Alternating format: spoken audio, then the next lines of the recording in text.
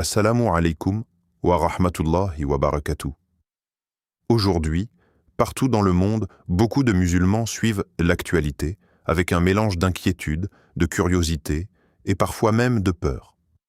Les informations circulent rapidement, les débats se multiplient sur les réseaux sociaux et les tensions entre certains pays attirent l'attention de millions de personnes. Parmi ces sujets qui reviennent souvent, on entend parler des relations tendues entre l'Iran, Israël et les États-Unis. Très vite, une question surgit dans l'esprit de nombreux musulmans. Qui va gagner? Certains analysent la situation à travers la puissance militaire. Ils parlent d'armées, de missiles, de technologies de guerre et d'alliances internationales. D'autres observent la politique mondiale et pensent que tout dépendra des stratégies diplomatiques, des dirigeants ou des intérêts économiques. Mais pour un croyant, cette manière de regarder les événements reste incomplète. Car l'islam nous enseigne que l'histoire du monde ne se limite pas aux décisions humaines. Derrière chaque événement, derrière chaque victoire et chaque défaite, il y a la volonté d'Allah. Rien ne se produit sans sa permission. Rien ne dépasse son pouvoir. Dans plusieurs conférences, Dr Zakir Naik rappelle souvent ce principe essentiel de la foi islamique. Le musulman doit comprendre que la puissance véritable appartient uniquement à Allah. Les armées peuvent être grandes, les technologies peuvent sembler impressionnantes, mais aucune force humaine ne peut rivaliser avec la volonté du Créateur de l'univers. Le Coran nous rappelle cette vérité profonde à travers un verset clair et puissant. À Allah appartient la royauté des cieux et de la terre. Il accorde la victoire à qui il veut. Sourate Al-Fat 48, 14. Ce verset nous invite à regarder le monde avec un regard différent. Les royaumes, les puissances et les nations peuvent paraître immenses aux yeux des hommes, mais face à Allah, ils restent faibles et limités. L'histoire humaine regorge d'exemples de grandes civilisations qui semblaient invincibles et qui ont pourtant disparu. Des empires ont dominé le monde pendant des siècles avant de s'effondrer soudainement. Pourquoi? Parce que la puissance humaine n'est jamais absolue. C'est pour cette raison que l'islam ne demande pas aux croyants de devenir obsédés par les conflits politiques ou les rivalités entre nations. Bien sûr, les musulmans doivent s'informer, comprendre le monde et se soucier de la justice. Mais ils ne doivent jamais oublier que le contrôle ultime appartient à Allah. Lorsqu'un croyant regarde les événements mondiaux uniquement avec les yeux de la politique ou de la guerre, son cœur peut facilement se remplir d'angoisse. Il peut se sentir impuissant face à la complexité du monde. Mais lorsqu'il se rappelle que tout est entre les mains d'Allah, son cœur retrouve la tranquillité. Cette vision change complètement la manière de réfléchir. Au lieu de se perdre dans des débats sans fin sur la supériorité militaire de tel ou tel pays, le musulman est invité à se poser une question beaucoup plus importante. La vraie question n'est pas seulement « quel pays peut vaincre un autre ?» La vraie question est beaucoup plus profonde.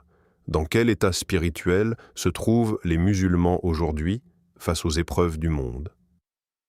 Car dans l'histoire de l'islam, les moments de faiblesse extérieure étaient souvent liés à un affaiblissement intérieur. Lorsque la foi diminuait, lorsque l'unité disparaissait et lorsque la justice était négligée, la communauté perdait sa force. À l'inverse, lorsque les croyants se rapprochaient d'Allah, renforçaient leur foi et se rappelaient leur mission, ils retrouvaient une force que rien ne pouvait facilement briser. C'est pour cela que les événements du monde doivent être pour les musulmans un rappel, pas seulement un sujet de débat. Un rappel que la véritable puissance appartient à Allah. Un rappel que la foi doit rester plus forte que la peur. Et un rappel que l'avenir de la communauté dépend aussi de l'état de ses cœurs.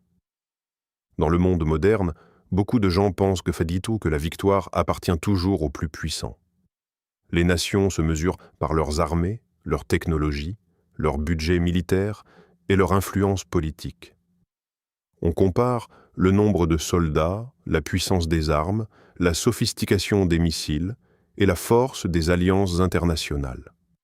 Dans cette logique purement matérielle, celui qui possède le plus de ressources semble automatiquement destiné à gagner. Mais l'histoire humaine nous montre une réalité bien différente. De nombreux empires qui semblaient invincibles ont disparu. Des civilisations puissantes, riches et technologiquement avancées ont dominé le monde pendant un temps, puis se sont effondrées. Leurs armées étaient immenses, leurs territoires vastes, leurs richesses impressionnantes. Pourtant, malgré toute cette puissance apparente, elles n'ont pas résisté au passage du temps. Pourquoi ? Parce que la force matérielle n'est jamais la seule clé de la victoire. Dans l'islam, cette vérité est clairement enseignée. Dr Zakir Naik rappelle que les musulmans doivent comprendre que la puissance militaire et les ressources matérielles ne garantissent jamais le succès absolu. Elles peuvent donner un avantage temporaire, mais elles ne contrôlent pas le destin. Le Coran nous rappelle un exemple puissant qui illustre cette réalité.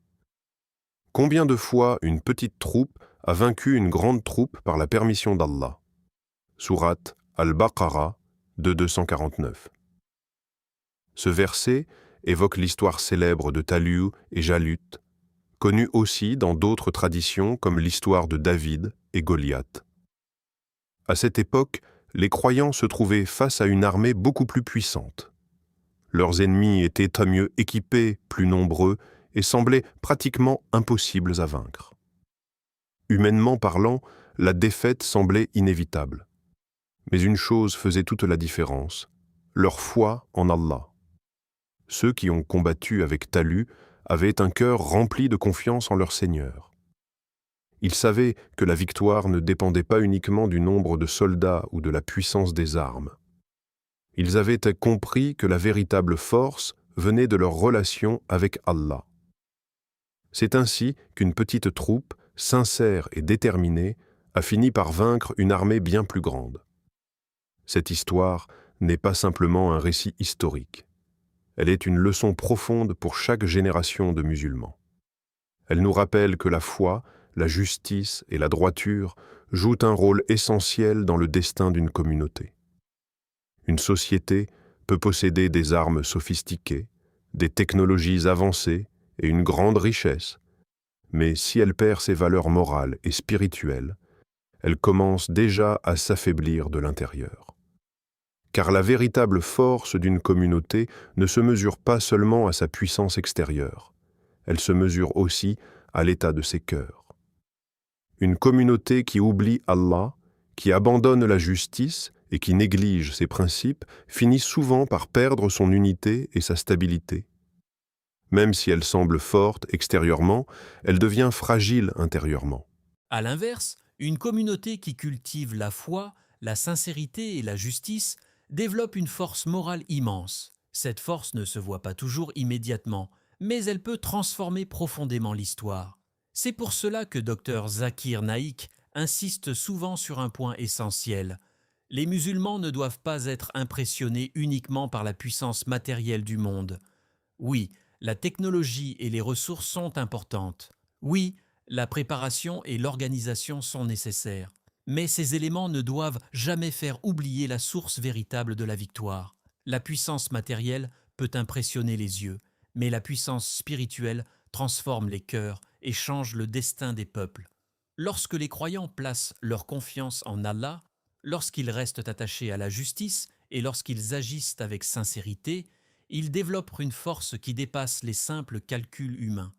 Et c'est cette force intérieure qui, à travers l'histoire, a souvent renversé des situations qui semblaient impossibles.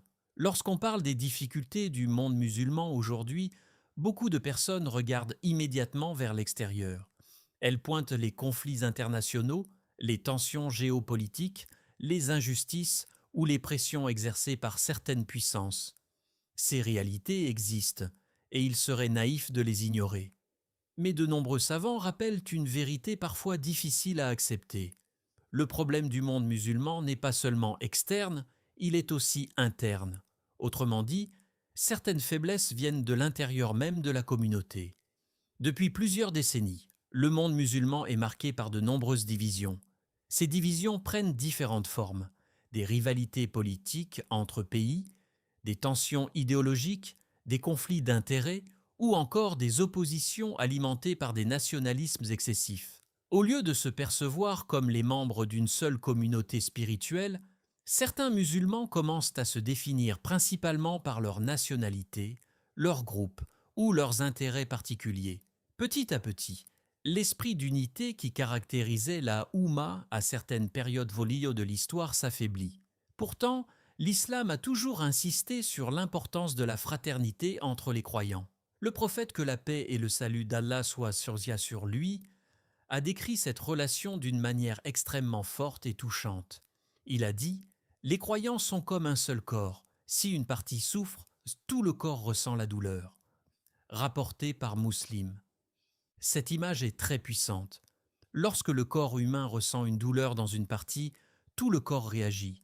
Si la main est blessée, les yeux pleurent, le cœur s'inquiète et le reste du corps cherche à protéger la zone touchée. Chaque partie est liée pour aux autres. C'est exactement ainsi que le prophète, que la paix et le salut d'Allah soient sur lui, a décrit la communauté des croyants. Cela signifie que les musulmans ne devraient jamais être indifférents à la souffrance de leurs frères et sœurs. Leur relation doit être basée sur la compassion, le soutien et la solidarité. Pourtant, dans la réalité actuelle, cette unité est parfois fragilisée par des divisions politiques, des rivalités et des intérêts personnels. Au lieu de ressentir la douleur de la Oumma comme celle d'un seul corps, certaines personnes deviennent indifférentes ou se concentrent uniquement sur leurs propres préoccupations. Dr Zakir Naik souligne souvent que cette division est l'une des grandes faiblesses du monde musulman aujourd'hui. Lorsque les musulmans sont divisés, leur force collective diminue. Les conflits internes consomment leur énergie et les empêchent tant de se concentrer sur ce qui est vraiment important. Mais l'unité dont parle l'islam ne se limite pas à une simple alliance politique entre pays ou organisations. L'unité islamique est beaucoup plus profonde. Elle est spirituelle, morale et fraternelle. Elle commence dans les cœurs, lorsque les musulmans se rappellent qu'ils adorent le même Seigneur, qu'ils suivent le même prophète, que la paix et le salut d'Allah soient sur lui, et qu'ils lisent le même Coran. Ils réalisent qu'ils partagent quelque chose de beaucoup plus grand que leurs différences culturelles ou nationales. Cette conscience crée une fraternité authentique. Dans l'histoire de l'islam, lorsque cette unité existait, la communauté possédait une force impressionnante. Des peuples venant de différentes régions, parlant différentes langues et ayant des cultures variées, se sont unis autour de la foi. Cette unité spirituelle leur a permis de construire des civilisations, de développer la connaissance et de transmettre des valeurs de justice et de miséricorde. Mais lorsque cette unité s'affaiblit, la communauté devient vulnérable. C'est pour cela que de nombreux savants rappellent que la solution ne réside pas seulement dans la puissance politique ou militaire. Elle réside aussi dans le retour aux valeurs fondamentales de l'islam, la sincérité, la justice, la fraternité et la solidarité. Lorsque les musulmans se rappellent qu'ils appartiennent à une seule Oumma, quelque chose de puissant renaît dans leur cœur. Les divisions deviennent moins importantes, les rivalités perdent leur sens et la conscience d'une mission commune réapparaît. Cette unité, lorsqu'elle est fondée sur la foi et la sincérité, peut devenir l'une des plus grandes forces d'une communauté. Dans le monde moderne, la victoire est souvent mesurée avec des critères très visibles. Les médias parlent de domination militaire, de conquête territoriale, de puissance économique ou d'influence politique. Lorsqu'un pays gagne une guerre, obtient plus de pouvoir ou impose sa volonté aux autres, on dit qu'il a remporté la victoire. Cette vision est devenue si répandue que beaucoup de personnes pensent automatiquement que la réussite d'une nation se mesure uniquement par sa force matérielle. Mais l'islam nous invite à regarder la victoire d'une manière beaucoup plus profonde. Dans la perspective islamique, la véritable victoire ne se limite pas à gagner une bataille ou à dominer un territoire. La vraie victoire est avant tout de rester fidèle à Allah, même lorsque les circonstances deviennent difficiles. C'est une victoire du cœur avant d'être une victoire extérieure. Le Coran nous rappelle cette promesse puissante.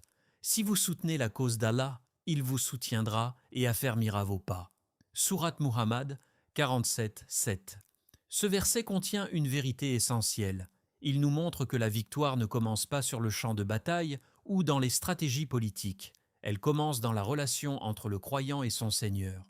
Lorsque les croyants soutiennent la cause d'Allah, c'est-à-dire lorsqu'ils défendent la justice, lorsqu'ils restent fidèles à la vérité et lorsqu'ils vivent selon les principes de l'islam, Allah leur promet son soutien. Et lorsque le soutien d'Allah est présent, aucune puissance humaine ne peut réellement l'arrêter. Cela ne signifie pas que les croyants ne rencontreront jamais de difficultés. L'histoire de l'islam nous montre que même les prophètes et les premières générations de musulmans ont traversé des épreuves très dures. Ils ont parfois connu la pauvreté, l'oppression ou les conflits. Pourtant, malgré ces difficultés, ils ont conservé quelque chose de beaucoup plus précieux que la domination politique, leur foi et leur dignité. Dans l'islam, perdre une bataille ne signifie pas forcément perdre la victoire véritable. Si une communauté reste attachée à la justice, à la foi et à la vérité, elle conserve son honneur et sa valeur aux yeux d'Allah. À l'inverse, une nation peut sembler victorieuse aux yeux du monde tout en étant moralement affaiblie, si elle abandonne la justice, si elle se laisse dominer par l'injustice ou l'oppression, sa victoire extérieure peut cacher une défaite intérieure. C'est pour cette raison que les savants musulmans ont toujours rappelé que la véritable réussite est celle qui rapproche de l'agrément d'Allah. Dr Zakir Naik insiste souvent sur cette idée lorsqu'il parle des défis du monde musulman. Il rappelle que les musulmans ne doivent pas mesurer leur force uniquement avec des critères matériels. Bien sûr, la préparation, la connaissance et la stratégie sont importantes, mais la fondation la plus importante reste la foi. Lorsque la foi est forte, elle donne aux croyants une stabilité intérieure. Elle leur permet de rester fermés même lorsque le monde autour d'eux semble instable. Elle leur donne la patience face aux épreuves et la confiance face aux incertitudes. Cette foi agit comme une lumière dans les moments d'obscurité. Beaucoup de personnes, lorsqu'elles regardent les conflits du monde, se sentent rapidement submergées par la peur ou l'inquiétude. Les images de violence, les discours politiques et les tensions internationales peuvent créer un sentiment d'impuissance. Mais le croyant qui place sa confiance en Allah ne laisse pas la peur contrôler son cœur. Au contraire, il se rappelle que tout ce qui arrive se déroule sous la sagesse et la volonté d'Allah. C'est pour cela que Dr Zakir Naik rappelle souvent que la foi des musulmans doit être plus forte que leur peur. Lorsque la peur domine le cœur, elle affaiblit la détermination. Mais lorsque la foi est plus forte, elle transforme la peur en patience, en courage et en confiance. Ainsi, la vraie victoire, selon l'islam, n'est pas simplement une question de domination ou de pouvoir. C'est la capacité de rester droit, sincère et fidèle à Allah, quelles que soient les circonstances. Et cette victoire intérieure peut parfois être plus puissante que n'importe quelle victoire matérielle. Aujourd'hui, avec les réseaux sociaux et l'accès constant aux informations, beaucoup de musulmans passent énormément de temps à discuter des conflits du monde. Les débats deviennent parfois passionnés. Certains analysent la puissance militaire des pays, d'autres parlent des alliances politiques, et d'autres encore essaient de prédire quel dirigeant va gagner ou perdre. On compare les armées, on commente les déclarations politiques et on imagine différents scénarios pour l'avenir. Mais au milieu de toutes ces discussions, une question importante apparaît. Qu'est-ce que cela change réellement dans la vie d'un musulman ? Beaucoup de ces débats finissent par créer plus d'angoisse que de solutions. Ils occupent l'esprit, remplissent le cœur d'inquiétude et donnent parfois l'impression que l'avenir dépend uniquement des décisions des grandes puissances. Pourtant, l'islam nous enseigne une approche beaucoup plus équilibrée et constructive. Dr Zakir Naik rappelle souvent que le musulman doit d'abord se concentrer sur ce qu'il peut réellement changer. Et la première chose que chacun peut transformer, c'est lui-même.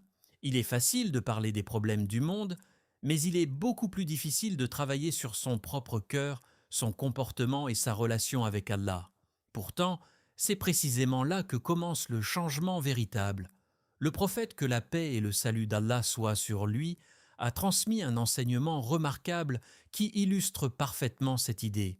Il a dit « Si l'heure arrive alors que l'un de vous tient une graine dans sa main, qu'il la plante », rapporté par Ahmad. Ce hadith est profondément inspirant. Il imagine une situation extrême. La fin du monde est sur le point d'arriver. Tout semble terminé, tout semble incertain. Et pourtant, le prophète, que la paix et le salut d'Allah soient sur lui, encourage le croyant à continuer de faire un acte positif, aussi simple que planter une graine. Pourquoi? Parce que l'islam enseigne que le croyant ne doit jamais abandonner le bien. Même dans les moments les plus difficiles, il doit continuer à agir avec espoir, sincérité et confiance en Allah. Cela signifie que face aux tensions du monde, le musulman ne doit pas se contenter de débattre ou de se lamenter. Il doit transformer son inquiétude en action positive. La première action est de renforcer sa foi. La foi est la base de tout.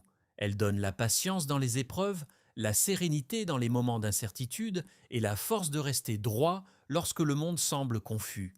Renforcer sa foi signifie prier avec sincérité, se rapprocher d'Allah et se rappeler que la véritable sécurité vient de lui. La deuxième action est d'apprendre sa religion. La connaissance est une lumière. Lorsqu'un musulman comprend mieux le Coran, les enseignements du prophète, que la paix et le salut d'Allah soient sur l'un et soit sur lui, et les valeurs de l'islam, il devient plus stable face aux défis du monde. La connaissance protège contre les confusions, les manipulations et les interprétations erronées. La troisième action est d'éduquer sa famille. Une société forte commence par des familles solides. Lorsque les parents transmettent les valeurs de l'islam à leurs enfants, la foi, la sincérité, le respect et la justice, ils construisent la base d'une communauté plus forte pour l'avenir. La quatrième action est de soutenir la justice. L'islam encourage les croyants à défendre la vérité, à aider les opprimés et à promouvoir le bien autour d'eux. Cela peut se faire par des paroles, par des actions ou simplement par un comportement exemplaire. Enfin, le musulman doit prier pour la paix et la guider. La prière est une force immense. Elle relie le cœur du croyant à Allah et lui rappelle que même les situations les plus complexes restent sous le contrôle du Créateur. Lorsque les musulmans prient sincèrement pour la paix, pour la justice et pour la guidée des peuples, ils participent à un changement qui dépasse les calculs humains. Car au final, une oumma forte ne se construit pas uniquement par des discours ou des débats. Elle se construit par des individus forts spirituellement, des hommes et des femmes qui cultivent la foi, la patience, la connaissance et la justice dans leur vie quotidienne. Et lorsque ces individus deviennent nombreux, leur lumière finit par transformer toute la communauté. À travers ces réflexions, nous comprenons une chose essentielle. L'islam ne nous demande pas d'analyser les conflits du monde uniquement avec une vision politique ou militaire. Il nous invite à regarder plus profondément, avec les yeux de la foi. La question de savoir si un pays peut vaincre un autre n'est pas la plus importante. Les empires apparaissent, grandissent et disparaissent avec le temps. Mais la foi, elle, reste éternelle. Dr Zakir Naik rappelle souvent que la véritable force des musulmans ne se trouve pas seulement dans la puissance matérielle. Elle se trouve dans leur relation avec Allah, dans leur unité et dans leur attachement à la justice. Lorsque les croyants se rapprochent sincèrement d'Allah, leur cœur devient fort, leur vision devient claire et leur communauté retrouve sa dignité. Aujourd'hui, plus que jamais, les musulmans doivent ils doivent se rappeler que chaque prière, chaque acte de bonté, chaque effort pour apprendre l'islam est une pierre qui construit l'avenir de la Oumma.